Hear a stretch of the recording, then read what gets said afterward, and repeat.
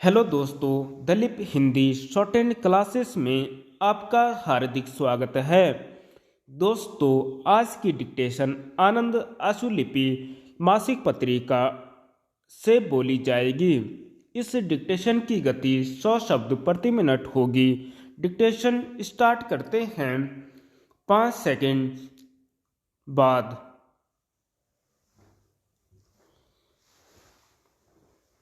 आदरणीय सभासदों, पूर्वोत्तर पर्वतीय विश्वविद्यालय के कुलाधिपति के रूप में उसके पहले दीक्षांत समारोह में सम्मिलित होने पर मुझे विशेष प्रसन्नता है। पर्वतों और वनों ने मुझे सदा ही आकर्षित किया है और यह क्षेत्र हमारे देश का एक सर्वाधिक आनंदप्रद क्षेत्र है।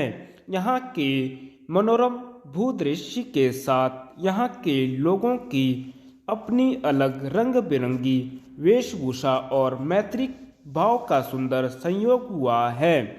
मैं यह भी कहने जा रही थी कि ऋतु भी इस संयोग में शामिल हैं, लेकिन उससे पहले ही कुलपति ने सूर्योदय की बात कह दी।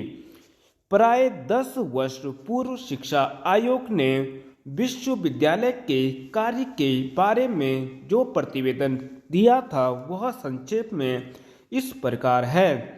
नए ज्ञान की खोज और उसको हृदयंगम करना तथा प्राचीन ज्ञान और विश्वासों को नई आवश्यकताओं तथा खोजों के प्रकाश में देखना, जांचना, शारीरिक क्षमता और मानसिक शक्ति का विकास करके जीवन के सभी क्षेत्रों में सही ढंग का नेतृत्व प्रदान करना, समाज को ऐसे सुयोग्य व्यक्ति स्त्री पुरुष देना जो कृषि, कला, चिकित्सा विज्ञान और प्रौद्योगिकी तथा अन्य अनेक व्यवसायों में पारंगत हों और जिनमें सामाजिकता की भावना का संचार हो तथा सामाजिक न्याय का बढ़ावा देना और सामाजिक तथा राजनीतिक विषमताओं को कम करना।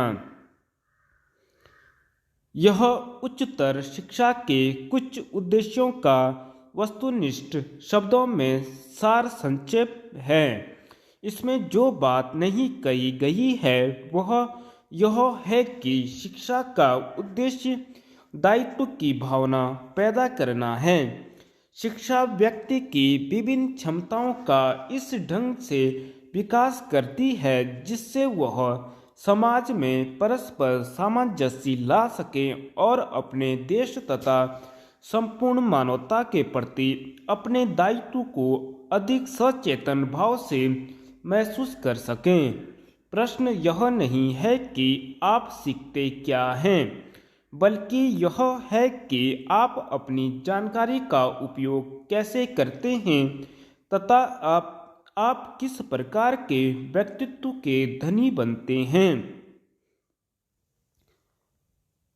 भारत में आधुनिक शिक्षा प्रणाली ने अधिकतर पश्चिमी देशों के नमूने से प्रेरणा ग्रहण की है, जिसमें व्यक्तित्व के विकास पर अधिक जोर दिया जाता है।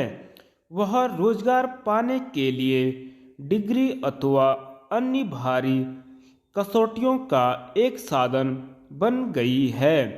उसमें अधिक बल देने पर नहीं बल्कि प्राप्त करने पर दिया जाता है। वर्तमान प्रणाली में दूसरों की चिंता, दूसरों के साथ सहयोग तथा सामाजिक हित के लिए दायित्व की भावना की अपेक्षाकृत उपेक्षा की गई है। सच तो यह है कि आप अपने चिंतन और अपने कर्म के द्वारा जीवन को जितना ही देंगे, आपके क्षितिज का उतना ही विस्तार होगा और आपके सम्मुख उतने ही अधिक अवसरों के द्वार खुलते जाएंगे। आप जितने ही अधिक सेवा भाव के प्रति समर्पित होंगे, अपनी सेवा में नहीं बल्कि अपने देश और जनता की सेवा में आपको उतना ही अधिक संतोष मिलेगा और पूर्णता का एहसास होगा।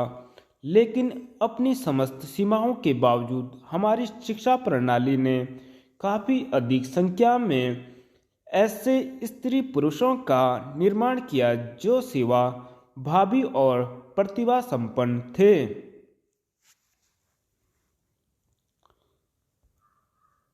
आदरणीय सभासदों, स्वतंत्रता के बाद से शिक्षा पर खर्च में बहुत वृद्धि हुई है और यद्यपि इस प्रणाली को नया रूप नहीं दिया जा सका है, तथापि उसे और गहरी सामाजिक स्व उद्देश्यता प्रदान की गई है। उसके द्वार पिछड़े क्षेत्रों के लिए खुले हुए हैं और अब समाज के उन स्तरों के लोगों को भी शिक्षा के अवसर उपलब्ध हैं जो अब तक इससे वंचित रहे हैं, जैसे पर्वतीय और वन्य प्रदेशों के लोग, अनुसूचित जातियों और जनजातियों के लोग तथा विशेष रूप से महिला वर्ग। शिक्षा के द्वारा एक ऐसे समाज में गतिशीलता आई है जो अभी तक स्थिर था और जिसमें ऊंच नीच की भावना घर कर गई थी। यद्यपि विवेक का तकाजा यह है कि कॉलेजों में प्रवेश लेने वालों की संख्या सीमित की जाए, फिर भी अभी तक हमने परिसीमन की नीति को लागू नहीं किया है। राष्ट्रहित में यह अनिवार्य है कि विशेषाधिकारों की प्राचीन दीवार ढहा दी जाए और यह सुनिश्चित बनाया जाए कि नए तौर तरीकों से किसी भी प्रगति की राह में रुकावट न पैदा हो। शिक्षा और रोजगार के कारण राष्ट्रीय एकता की एक नई चेतना का जन्म हुआ है।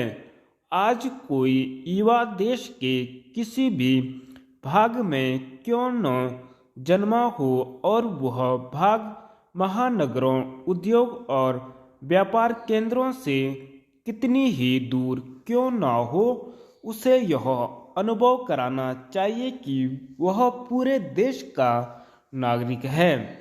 प्राकृतिक और समाज विज्ञान तथा मानविकी के अनुसंधान के लिए बहुत अच्छे स्थान बनाए गए हैं।